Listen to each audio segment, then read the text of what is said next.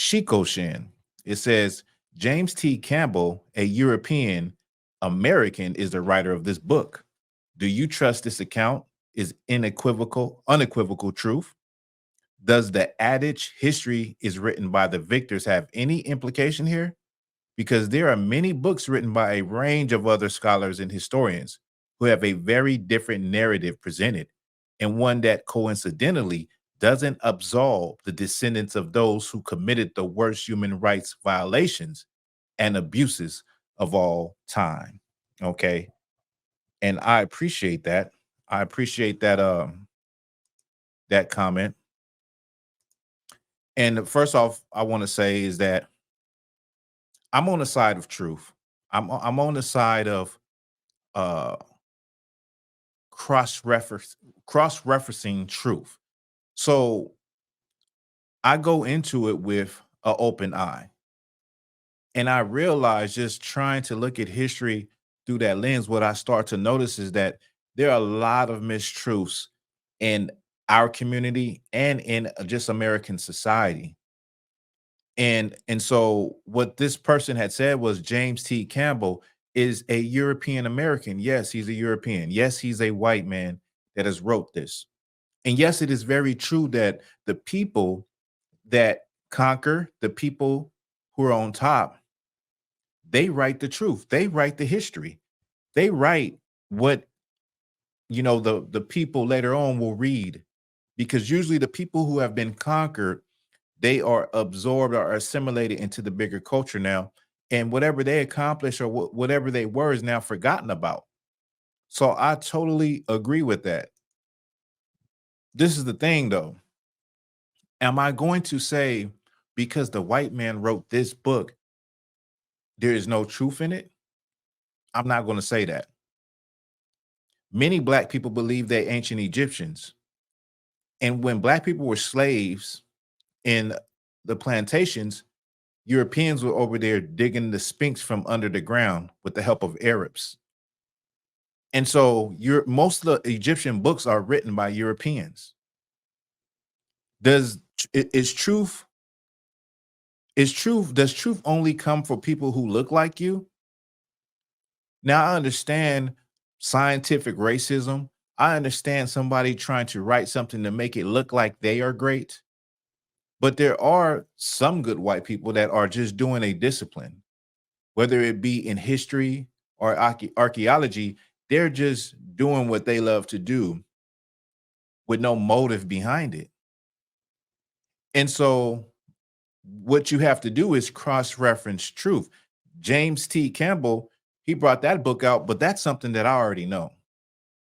I A lot of times we don't trust one another if we haven't finished high school, if we didn't go to college, if we don't have degrees, if we don't have this, we don't have that, all these accolades.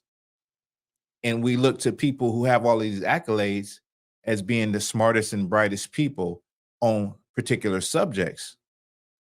When by definition, anybody can be a scholar.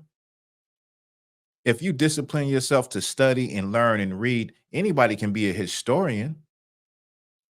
But we measure one another with the same measuring stick that Europeans measure us. But I'm not going to say that something is not true based on the fact that it's coming from a European. A case in point is The Black Image in the White Mind. It's a book written in the 1800s where you have, craniologists and archaeologists that during the time of scientific racism, they're able to go into these tombs, the ancient Egyptian tombs, and study the skulls of the ancient Egyptians and compare them to the skulls of Negroes that are in slavery. And so, from their point of view, they're saying that white people are superior, and that's what they're out to set and prove that the categories Mongoloid, Caucasoid, Negroid, and that because of the skull is this way, you have a limited amount of mental capacity. And so when they go to try to prove that, what they end up finding out that is something that is a byproduct of what they're trying to prove is that when they compared these skulls, the Negroes in America were not Egyptian.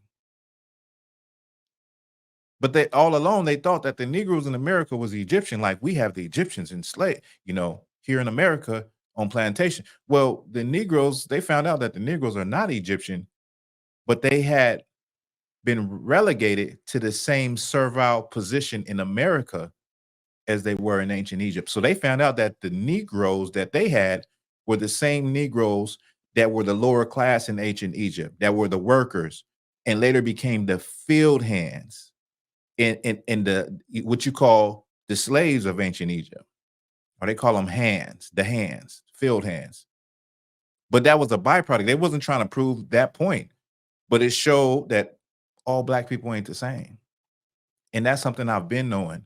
So I cross-reference information, and you'll see throughout, history and accounts, personal accounts, that you couldn't be in the same people. Now, the last part about this is it says that there's a lot of historians and scholars that have a different point of view than the narrative that I guess I presented. Uh, I'm sure they do. I'm sure they do. And it says that it doesn't absolve the people who are the descendants of the people who committed the worst crimes, and I will say the worst crimes in human history when it comes to what the white race did to black people in chattel slavery and after. So I agree with everything that's being said here. I just don't agree with the fact that because it's a European, that there can't be any truth in what they're saying. When there's truth from actual Africans that were kidnapped saying the same thing. When you have slave ship captains that are writing memoirs about their great pursuits in their life, going to the Ivory Coast and getting slaves. They're writing this thing for glory. They're not thinking that down a year down the line that a black person will read it hundreds of years later and realize that there's a difference between them and another people on that same continent where they came from.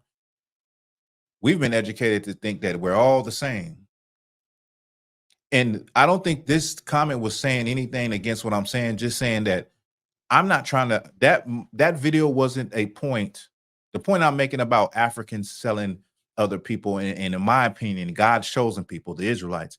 The point that I'm making is that it wasn't to absolve Caucasians from the crimes of their forefathers. It wasn't for that. It wasn't, I agree that they deserve retribution and they deserve everything that they're going to get for the crimes of their forefathers. It's never been paid for. It was a horrible act in the history of the world. And so at no point in time am I trying to say because Africans actually enslaved Negroes that now white folks are off the hook. It actually was worse on once we got to this side versus over there.